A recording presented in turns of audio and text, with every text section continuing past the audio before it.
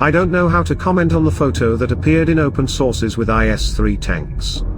It seems to me that many people are rushing things by saying that this is a deconservation of these tanks for shipment to Ukraine.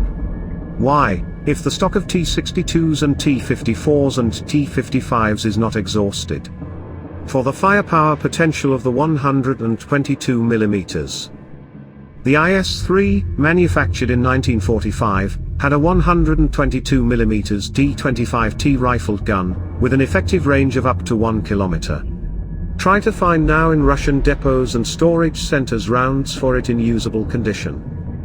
Therefore, this photo is quite informative, but I wouldn't rush to draw such radical conclusions about the removal of the IS-3 from storage.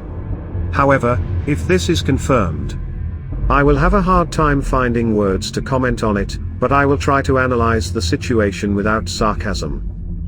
Here is another trainload of Russian equipment going to war in Ukraine. In this case, the presence of BRDM-2 is striking. It is striking because previously only lazy Russian experts did not tell that this machine is obsolete, morally and technically, and therefore the Russian army does not need it. As a result, the BRDM-2 was pushed for export, for example to Serbia. BRDM-2s in the MS modification, a rather inept modernization of a fairly good vehicle that remains relevant even today with certain additions and modifications made with intelligence, were sent there.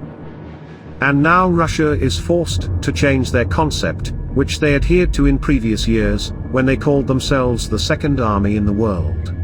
But, after a year of war and the drastic reduction of armored fighting vehicles in the Russian army, forces them to use what they themselves previously called archaism. Before I continue, I ask you to subscribe to my channel, this will help promote it. Meanwhile, Russian resources have reported that elite Wagners are being thrown under Avdiivka. Who are these elite Wagners anyway? With military experience or prison experience? The bulk of the Wagners with experience were wiped out in the first half of 2022. That's why Prigozhin went on a tour of Russian penal colonies to recruit fresh prisoners.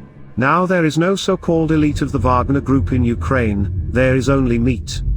But the question arises, why do we need the Wagner meat near Avdiivka, if there are enough gangs of Pushilin, the so-called head of the so-called Donetsk People's Republic?